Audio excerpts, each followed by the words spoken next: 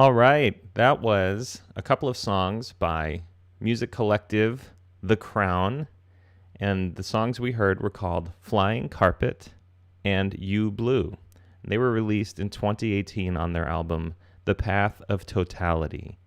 So we've got today three of the members of The Crown, uh, Greg Meredith, Beth Quist, and Tony Jabal. Greg, you are out in Seattle this morning. Thanks so much for joining, and you're kind of the corraller of all things for the Crown, as far as I understand. So Yep. we'd love an intro. Resident cat herder. Yeah. And then Yeah, go go ahead. ahead. Go ahead. No, I wanted to thank you for having us on your show. I really appreciate it. I love the show, and love the opportunity to speak about what we're doing, and I always enjoy getting a chance to say hi to Tony and Beth. So Excellent. Yes. Thank you for joining. And then Beth, you are out in obviously Colorado, beautiful, majestic mountains behind you. Beth, why don't you introduce yourself and tell us a little about your contribution to the group? That's a big question. Myself, I am lifelong musician, professional, and sometimes not. and I met Greg, boy, back in 2000 when I moved to Seattle.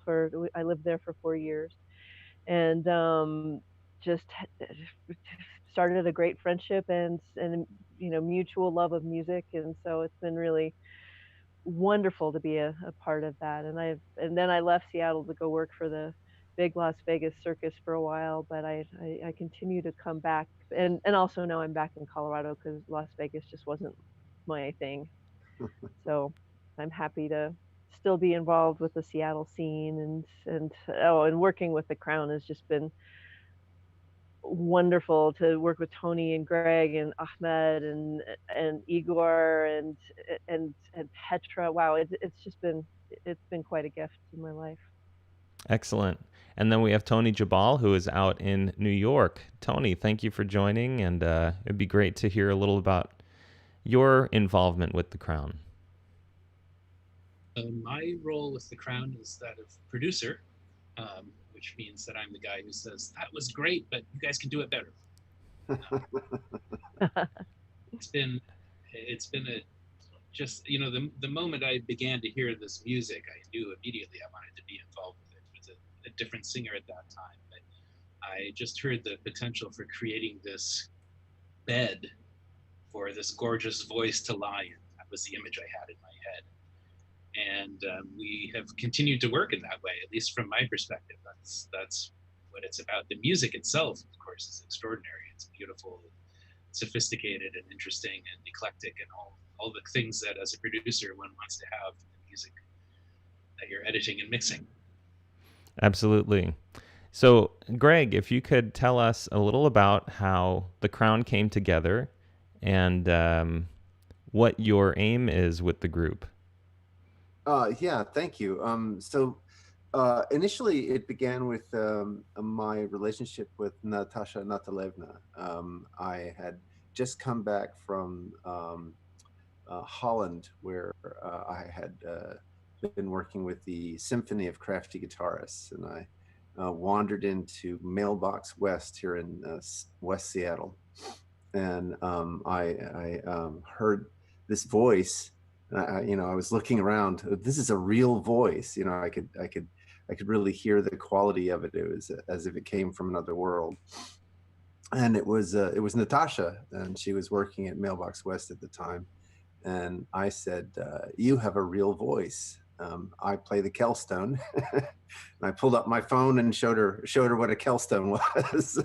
What is a Kellstone? Here, let me see if I can turn the camera. You guys can. Is it visible in the camera there? I'm touching it now.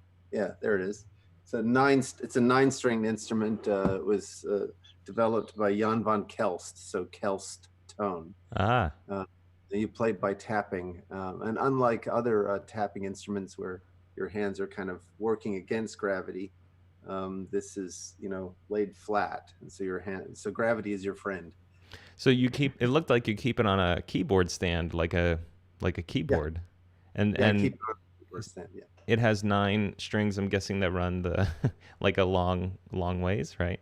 Yeah, that's right. They're sort of running perpendicular to the the direction of that you're facing. Okay, so the instrument that we were hearing a lot of in You Blue must be the Kellstone. That's exactly right.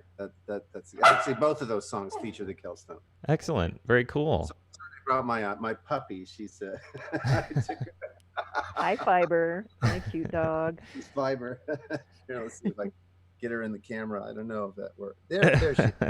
Oh wow, Australian Shepherd. It looks like. She's an Australian Shepherd. I might while we're talking switch devices and see if I can. I tried to take her out earlier so that we wouldn't be interrupted, but no problem. So you heard her voice, you told her about the Kellstone, and then what?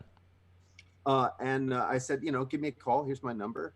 And I was surprised that she called me, and we began working. So we worked together on pieces for about a year. But one of the interesting things about the process is I had always wanted to work with someone who would basically do glossolalia, or singing in tongues. And when she showed up, she was all prim and proper, and she had her little folder of jazz tunes that she wanted me to cover. And so I dutifully learned these tunes, and she was singing wonderfully. But to kind of loosen things up, I would just have these little improvisation sessions. And I discovered that she did this singing in tongues thing, which was exactly what I was looking for, right? And so then I started, inviting her to explore it more and more and more, until finally we were, crafting these tunes together with her glossolalia as a key feature of it. And then eventually, after about 2 years, we had a body of work, and I called up Tony and I said, "Hey, Tony, we got some music you might be interested in." And he heard it, came out to Seattle and heard it, and well, you heard what he said about it. So. Excellent. So, I'll point out that of the Seattle-based group, I'm the only one who is actually from Seattle.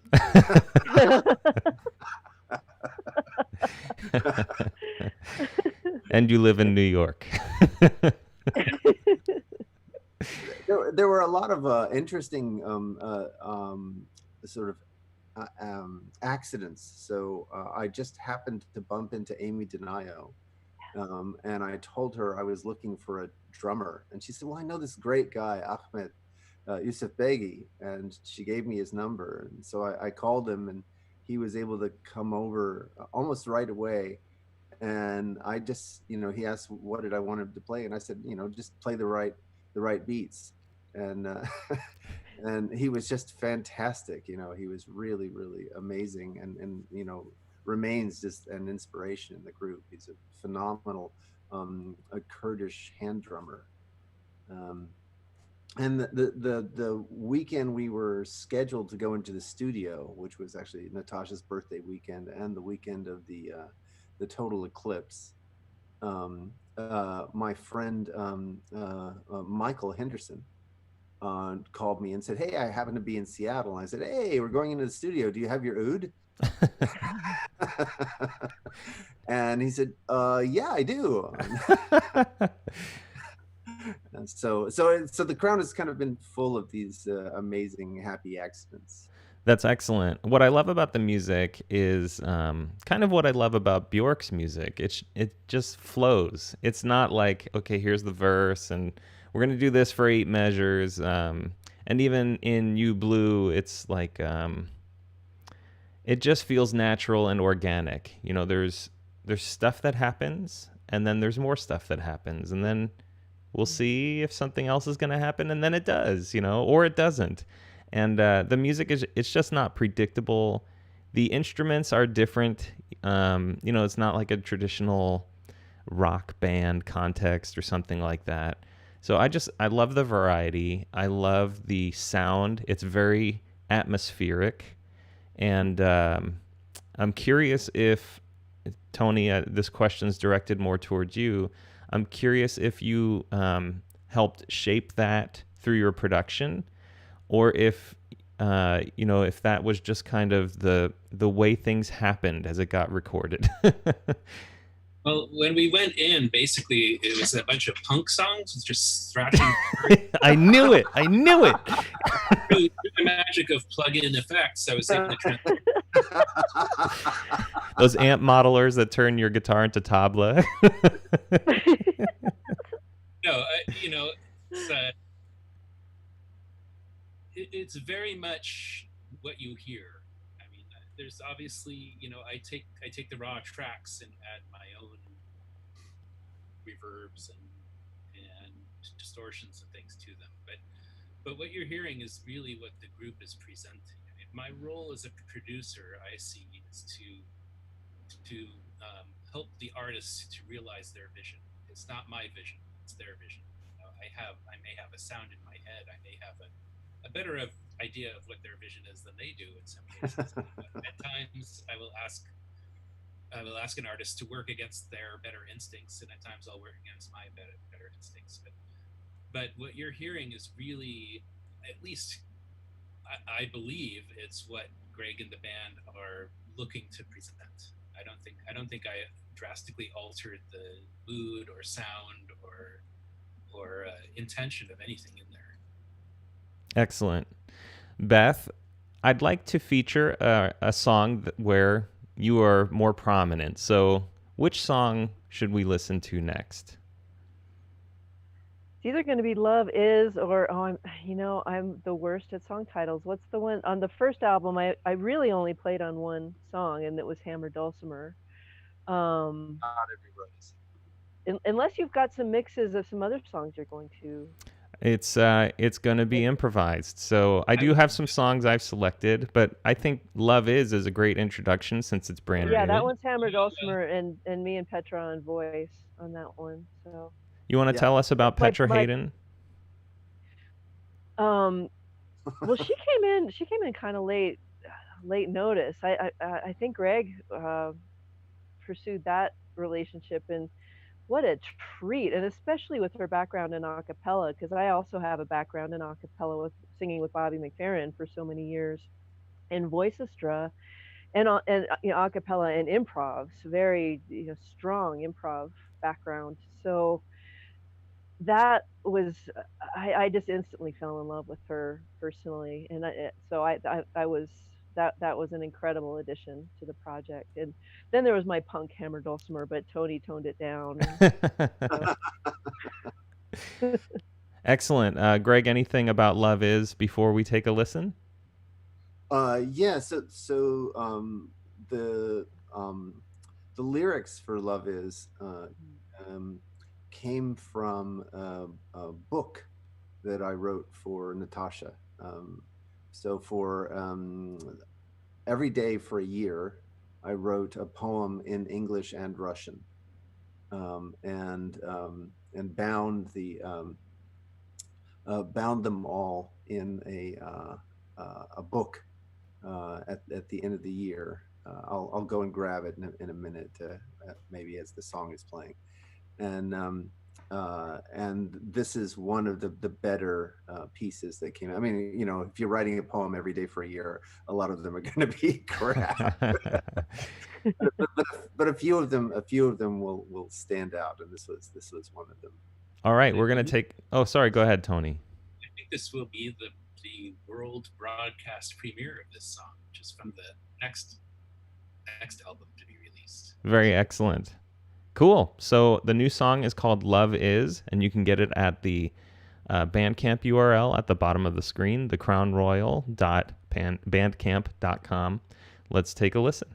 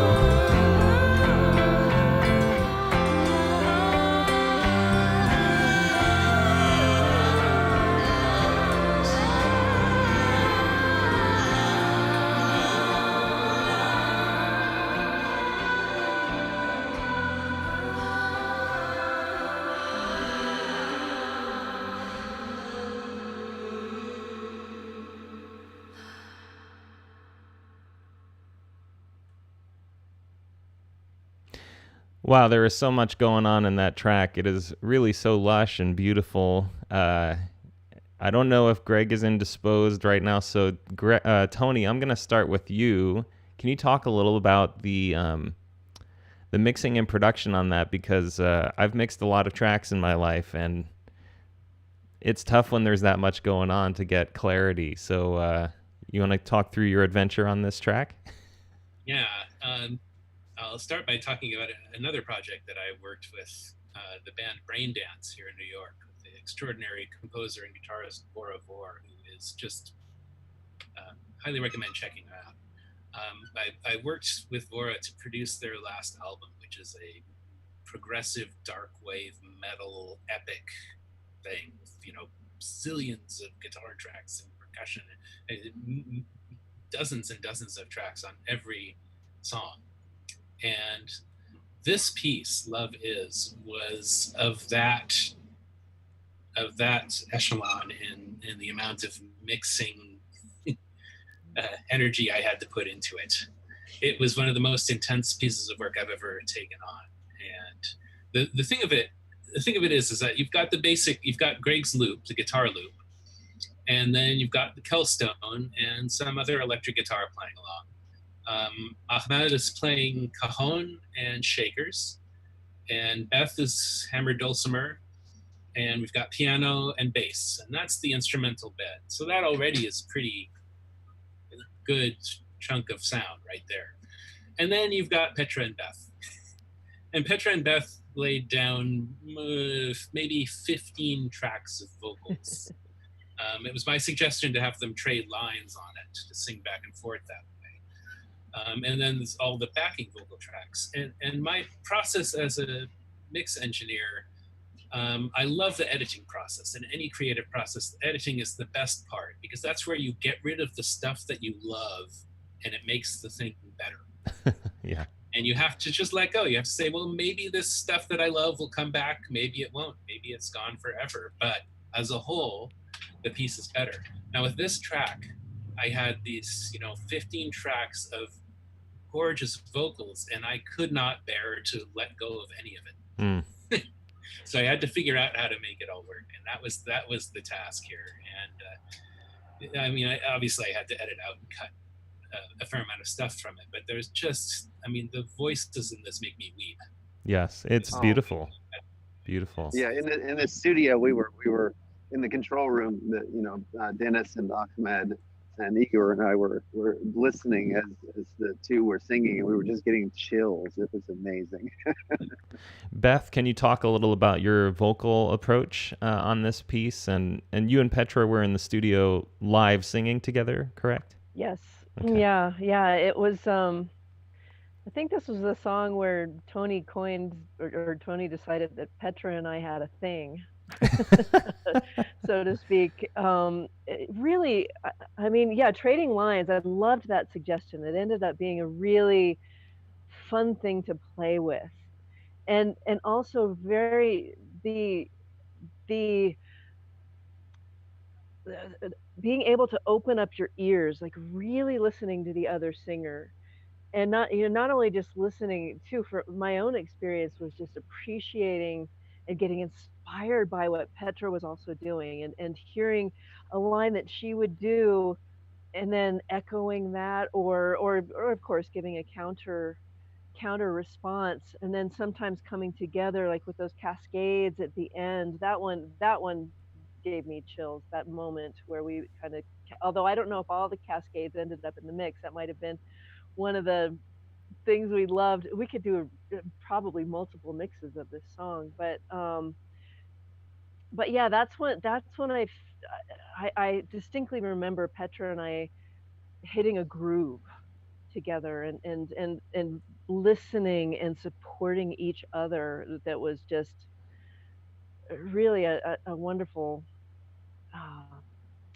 experience. Or I guess groove is probably the best. Mm-hmm. Or synchronicity, or flow, or entrainment. Yeah. That happened there. That it was just fun. Well, you can hear it too. It's wonderful. And Petra, I mean, I don't know who's singing what, but Sometimes I don't either. wonderful How about I voices. don't? But for people who don't know about Petra Haden, she's just an extraordinary vocalist and musician.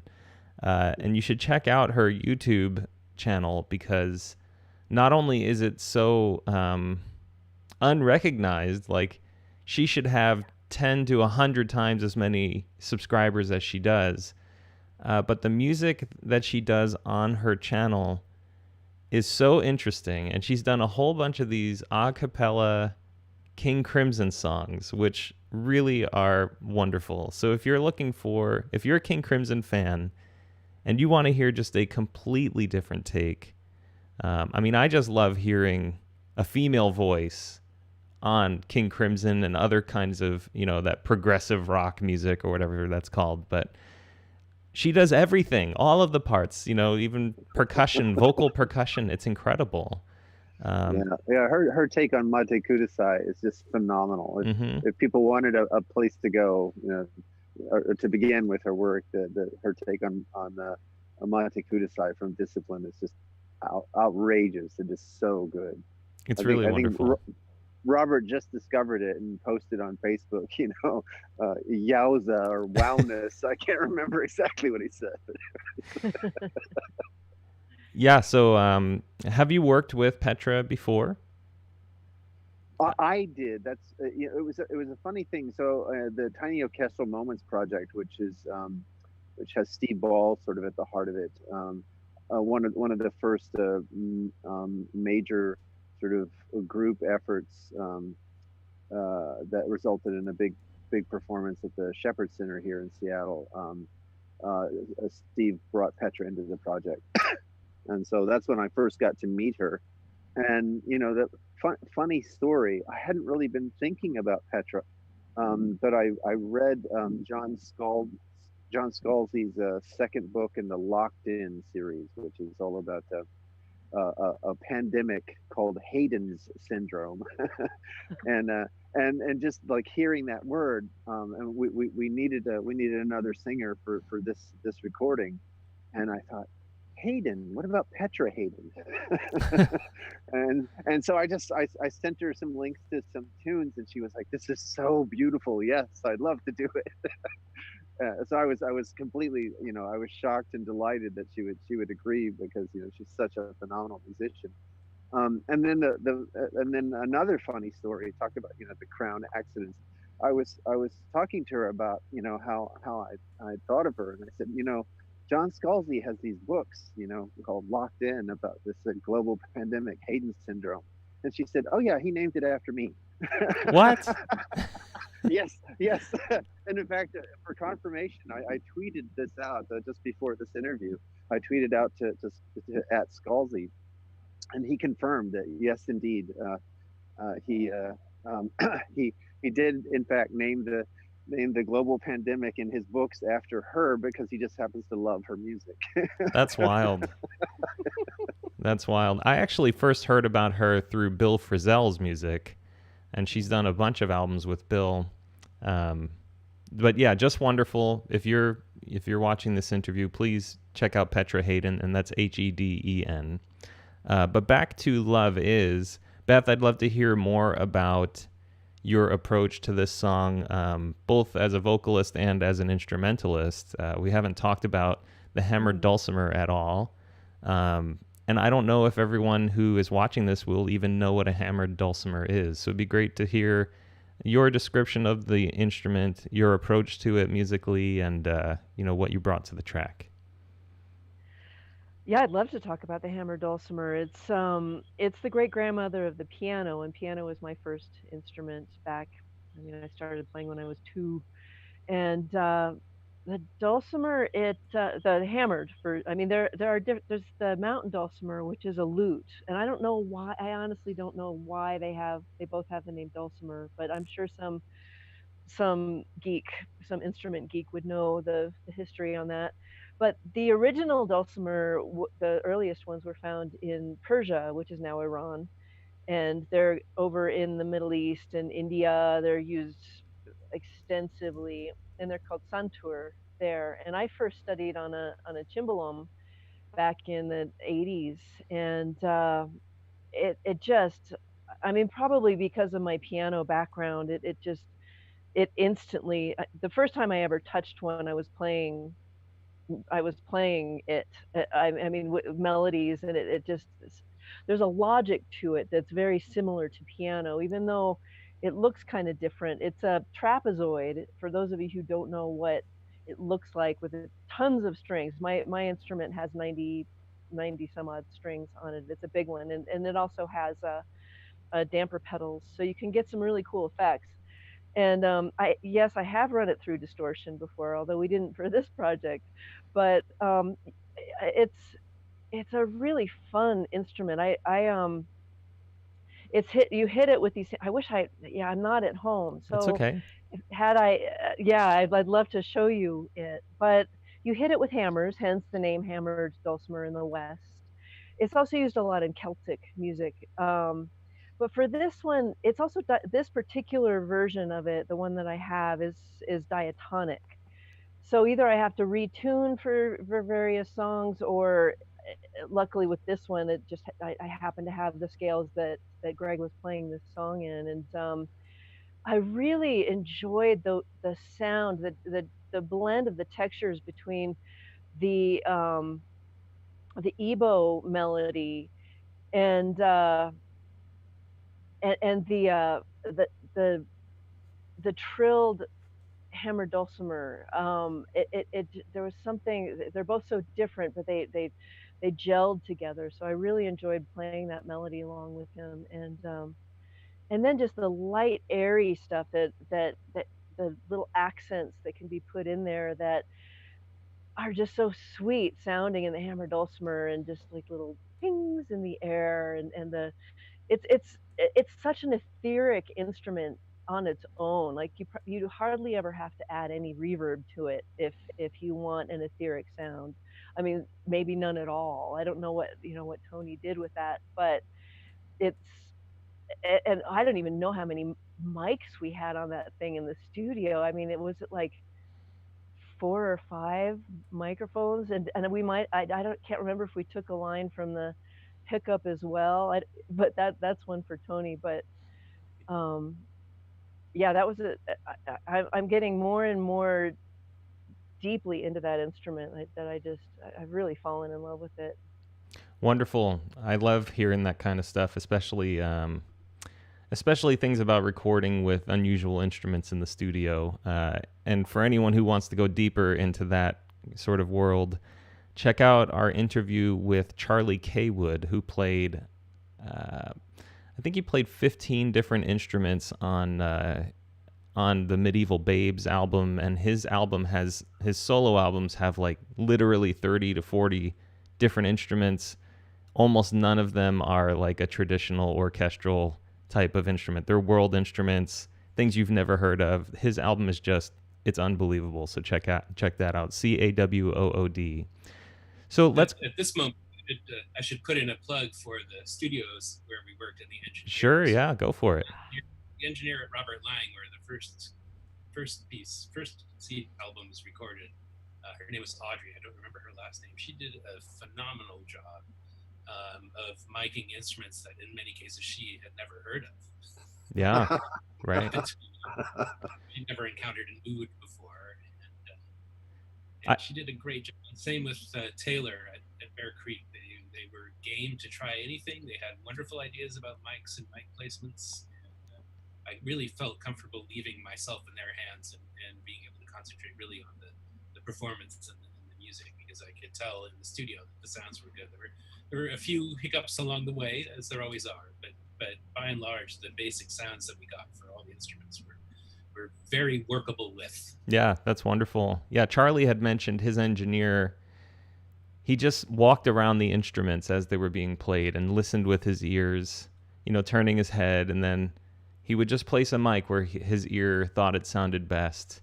But I think, as an engineer in a studio, you just have to trust your ears, and you have to know how to listen to an instrument. And when you hear, for people who are watching, when you hear an album like this and you hear instruments that may be unfamiliar, just remember there's a whole bunch of people trying to figure out how to turn that sound into real music. So a lot of work goes into the making of this kind of music. Well, and another thing you'll appreciate, Anthony, as a producer, is that Greg's vision for this is to have a live band in the studio. So there's not a lot of isolation going on. Yeah. The vocal booth, and there's a booth for the bass amp, and that's about it. So there's a lot of bleed happening there. Mm-hmm. A lot of bleed, and that's been a challenge to work with. Also, I mean, a challenge in a good way. Also, in that another vision for this band is not to use click tracks. There are no clicks on any of these. In some cases where there's a loop, okay, you've got a 16 bar, a click at the beginning of every 16 bars. Mm-hmm. But there's no click track. The musicians are playing in real time, listening to each other, and each take is going to have differences in rhythm and timing and all kinds of stuff. So it's a challenge, but it does give that, it adds so much to that feel of wholeness to the record. It really does. And it's funny, given the pandemic and how long we've all been locked down, the idea of doing things in person and in real time is like, what? It just seems so foreign right now. Yeah. So let's take a listen to the song Reykjavik. Greg, you want to provide an intro to Reykjavik? Yeah. Natasha and I were experimenting with a different way of touring. So speaking of a lifetime ago, I had this crazy idea. It turns out that Airbnb has lots and lots of properties apart from just, your usual, you can sleep here for tonight kinds of properties. There are lots of properties that are appropriate for performance spaces. So I had this idea of doing a European tour using Airbnb rentals and just kind of showing up in a city, getting together whatever kind of audience you can get together, putting on a show, and then moving on. And Reykjavik was one of the cities where we were experimenting with this. And when we arrived, the air was like a drug. It was so magical.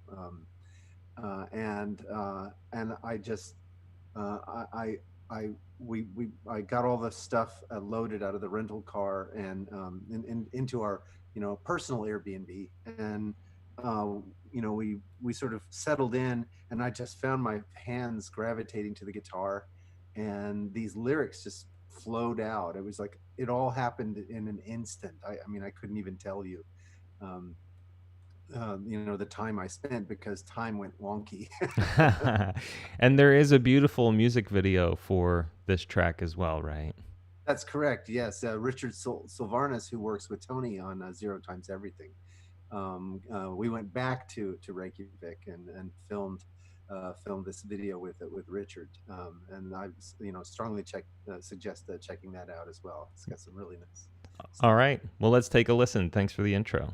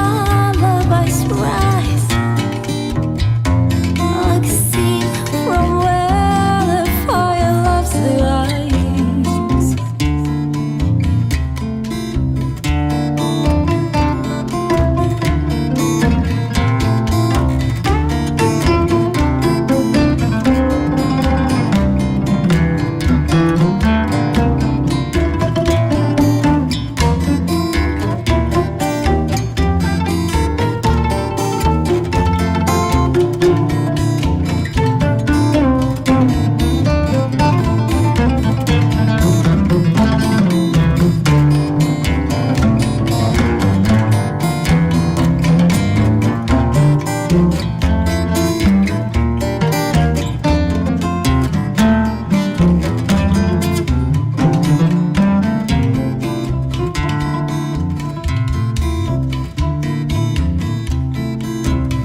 Reykjavik, the lullabies rise like steam from where the fire loves the ice.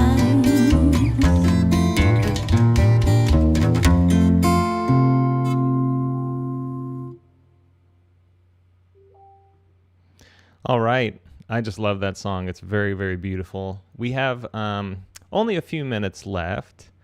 I'd like to wrap this up by the bottom of the hour. So I want to remind everyone that Bandcamp is an excellent place to support music and musicians.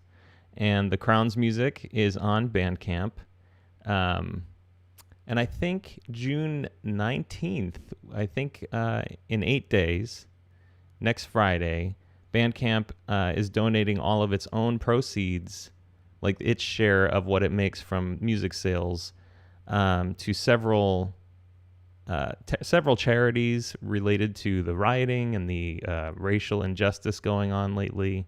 So if you want, I know a lot of people are waiting until June 19th to purchase stuff on Bandcamp. They also do days where 100% of the revenue on the site goes to the artists. So you don't see that from Amazon. You don't see that from Apple. You don't see that from Spotify. They don't pay artists. They pay computer programmers. So pay for music through Bandcamp. Please support good, real music, independent music, through Bandcamp. Greg or Tony or Beth, anything you want to add to that, you're welcome to. Sure. Just last night, I figured out that I printed vinyl for the first album. Oh. and I just figured out that you could add, I could add vinyl as an option to purchase through Bandcamp. So that I just added that last night. So if people are interested in buying the first album in vinyl form, which was our original conception, then they can go to Bandcamp and get that as opposed to or in addition to the digital assets. Excellent. Very cool. Tony, Beth, do you guys offer any other of your own music on Bandcamp? I started to set up a Bandcamp, and I need to. This is good to know. I need to finish it by the 19th. I'll get most of my solo stuff up there. If all goes well, I'll get it up by the 19th. I have a Patreon account. I have a YouTube. If you Google the YouTube is Quistunes, and of course a website, myname.com. Okay. Quiz.com. Great. I have a number of projects all over the map, all different things, much like Beth. But on Bandcamp, I have connections with Zero Times Everything, this crazy avant-garde group. Anthony, in fact, if you haven't looked into Zero Times Everything, we should talk. All right. I have not looked into it, so I will be doing that this weekend. Yes, for sure. And this project and the Hellboys are also available on Bandcamp. There's a couple of new Hellboys tracks released in the last year that are available. Excellent. Only on Bandcamp. Fantastic.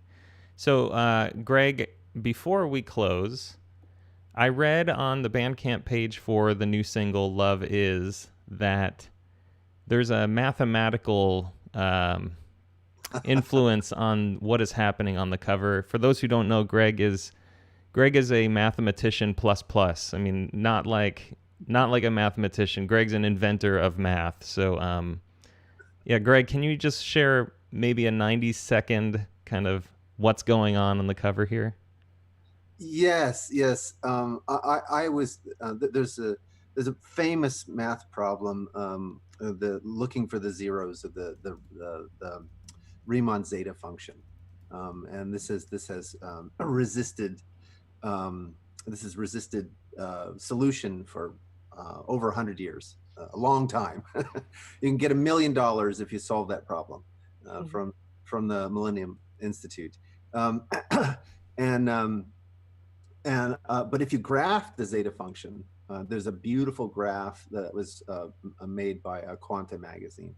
If you graph the zeta function, you get this crazy cardioid-like shape. So it looks like a heart that's beating in some funny way. And when I was talking with the artist who designed the cover, she we were talking about different things, and I said, well, what if you were to surround the two parties with the rotation of the graph of the Riemann zeta function? And so she tried it, and a typical worked. question, something she probably hears from. She's like, oh, here we go again, another one of these Riemann zeta functions. Exactly. I already tried that once. It didn't work. I've been trying over 100 years to put that into art. Well, I think it's beautiful. I love seeing math as art, and there's a lot of great math visualizations on Twitter. There's a guy, Berger Dylan, Berger. You can look him up. There's a whole bunch of these people who use Mathematica to create art from math and explain the beauty of everyday physics and the real world. So, and Greg, one last plug for your day job. You want to just share what you do with blockchain? Oh, sure. So that's where I use math quite a bit, but also try to use some of the wonderful qualities of music and musicking. Along with a big, huge community, I founded a cooperative called Archain Co-op, and we're building the world's most scalable blockchain. So the vision here is not blockchain as a payments network, but blockchain as a global computer and a decentralized storage mechanism. And at the heart of Archain is the use of some mathematics that I developed over a long period of time, published in 2005, called the Rho calculus, which is an improvement on Turing Award winner Robin Milner's pi calculus. And so that forms the basis of our execution mechanism and our smart contracting language, Rolang. But of all the things in Archain that I'm most proud of, I'm most proud that we are a cooperative and that we follow democratic principles. It's one member, one vote. And I'm so pleased that the community has supported us through all these years to help us realize the vision. Excellent. And for those interested, it's the letter R, the word chain, dot co-op, like coop, C-O-O-P, RCHIN.COOP. Please check it out. Fascinating stuff. Greg, Tony, Beth, thank you so much for joining this morning. Thanks for sharing your music with the world. We're going to close with a shorter track called Tantra's Harlequin. And I hope everyone enjoys that. And again, thanks everyone. Please check out thecrownroyal.bandcamp.com. Thanks, Anthony. Thank you, Anthony. Thanks, guys. Thank you.